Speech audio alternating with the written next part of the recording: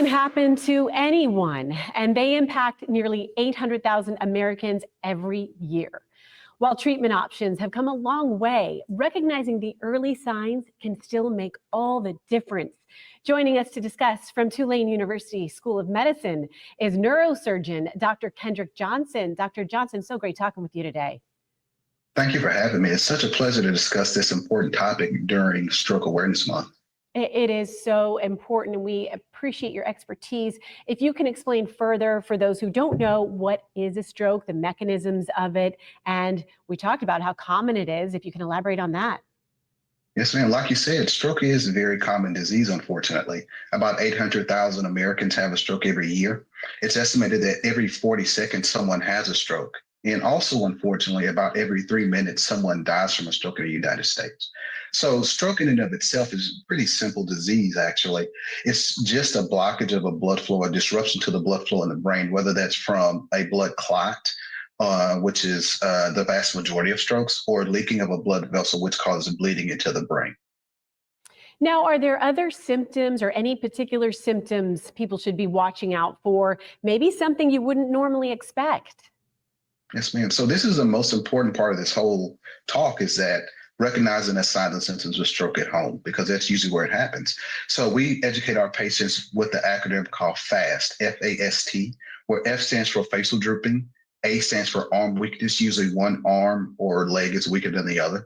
S stands for speech problems, meaning difficulty producing or understanding speech. And T stands for time, meaning that if you recognize those signs and symptoms, it's imperative that you call 911. Time is of the essence. That's what you have to do.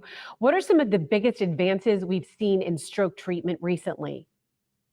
So stroke is one of the leading causes of death and disability in the United States. So it's a big target, a big push for innovation with regards to medication and also surgical treatments for stroke.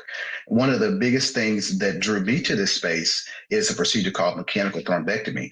So in certain situations, if somebody has a blockage to one of the major blood vessels in the brain, if they get to our hospital in time, we can minimally invasively go inside the blood vessels and snake a small tube or catheter up all the way up to the blood vessels in the brain and either pull that clot out or suck that clot out.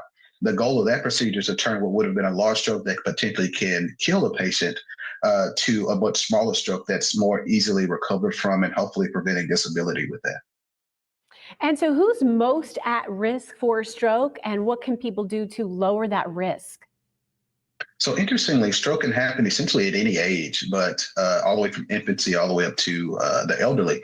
Although stroke risk does increase as we age, the biggest risk factors for stroke are just basic medical conditions, honestly.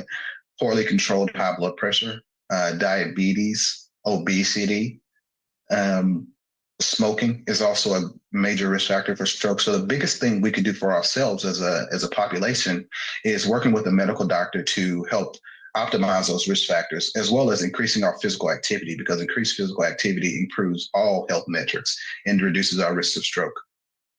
I want to let our viewers know they can visit the site online that you see there on the screen.